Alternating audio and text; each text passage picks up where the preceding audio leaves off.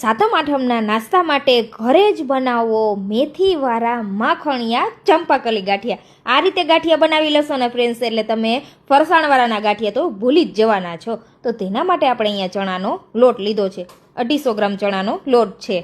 લોટને સરસ ચાળીને લેવાનો છે અને લીલી મેથીને આપણે ધોઈને કોરી કરીને સરસ ઝીણી સમારી લીધી છે. મેથી તમે પસંદ અનુસાર વધુ ઓછી ઉમેરી શકો છો. હવે થોડું એવું નમક ઉમેરી દેશું. પછી એક મિક્સર જારની અંદર આપણે હિંગ, ગાંઠિયાનો સોડા, તેલ અને પાણીનું એક મિશ્રણ રેડી કરવાનું છે. આ રીતનું ફ્લફી એક મિશ્રણ રેડી કરી લેશું. ત્યાં સુધીમાં 1 ચમચી જેટલા ક્રશ કરેલા આખા મરી ઉમેરી દેશું. સાથે જ આપણે થોડા એવા અજમા ઉમેરી દેશું, જેથી ગાંઠિયા પચવામાં હળવા રહીએ. હવે મેથીને લોટને મસાલાને સરસ આપણે મિક્સ કરી દેવાનો છે આ રીતે. પછી આપણે જે ફ્લફી બેટર રેડી કરેલું તે ઉમેરી દેવાનું છે. બધું બેટર આ રીતે ઉમેરી દેશું. આ રીતે તેલ પાણી ઉમેરશો ને એટલે સરસ એવા ગાંઠિયા બનીને રેડી થશે. તો અહીંયા ફ્રેન્ડ્સ તમે જોઈ શકો છો આ રીતનો આપણો લોટ છે, પણ લોટ હજી ગાંઠિયા બનાવવા માટે પરફેક્ટ નથી. તો આપણે ઉપરથી થોડું થોડું પાણી ઉમેરતા જઈને લોટને સરસ મસળીને આ રીતનો બનાવવાનો છે.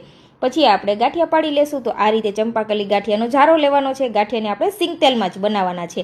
તો તેલનું ટેમ્પરેચર આપણે આ રીતનું રાખવાનું છે, જેથી આપણે ગાંઠિયો મૂકીએ એટલે તરત જ તેલમાં ઉપર આવી જાય. તો તમે જોઈ શકો છો આ રીતના આપણે ગાંઠિયા પાડી લીધા છે. હવે ઉલટ પુલટ કરીને ગાંઠિયાને તળી લેશું. 2 મિનિટ જેટલો સમય લાગશે, વધુ સમય પણ નહીં લાગે આ ગાંઠિયા તળાતા. તો ગાંઠિયા આપણા રેડી છે.